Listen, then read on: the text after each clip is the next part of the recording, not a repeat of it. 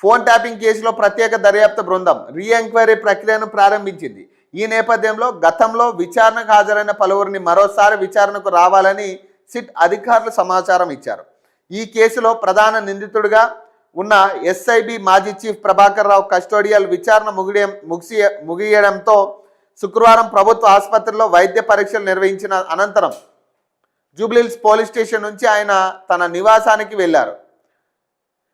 14 రోజుల పాటు ప్రభాకర్ రావును సిట్ అధికారులు విచారించారు. ఆయన వాంగ్మూలాలు, విచారణ వివరాలు, కస్టడీ నుంచి విడుదలైన అంశాలను సుప్రీంకోర్టుకు నివేదికల రూపంలో సిట్ సమర్పించనుంది. Phone tapping case final charge sheet దశకు చేరుకున్నట్లు తెలుస్తుంది.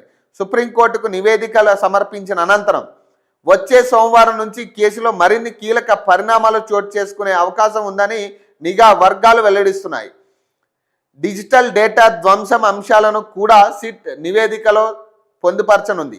ప్రభాకర్ రావు వాంగ్మూలంలో ఆధారంగా మాజీ సీఎం కేసీఆర్తో పాటు ఇతర కీలక రాజకీయ నేతలకు నోటీసులు జారీ చేసే అవకాశం ఉందని దర్యాప్తు వర్గాలు భావిస్తున్నాయి.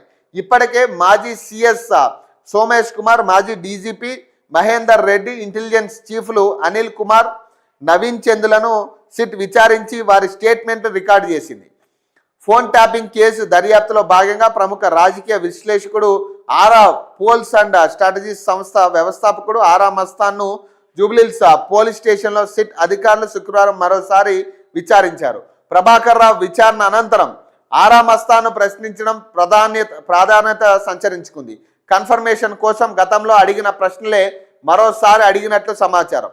2020 నుంచి ఆయన వివిధ కీలక రాజకీయ నేతలు, ప్రజాప్రతినిధులు, ఇతర ప్రముఖులతో మాట్లాడిన ఫోన్ కాల్స్ రికార్డును సిట్ సమగ్రంగా పరిశీలించనున్నట్లు తెలుస్తున్నది. ఇది పరిస్థితిగా ఇక నుంచి స్టార్ట్ అవుతుంది. ఇక కేసీఆర్కి, హరీష్ రావుకి, కేటీఆర్కి, కొంతమంది బీజేపీ నాయకులు కూడా ఇందులో ఇన్వాల్వ్ అయినట్టుగా కనపడుతుంది.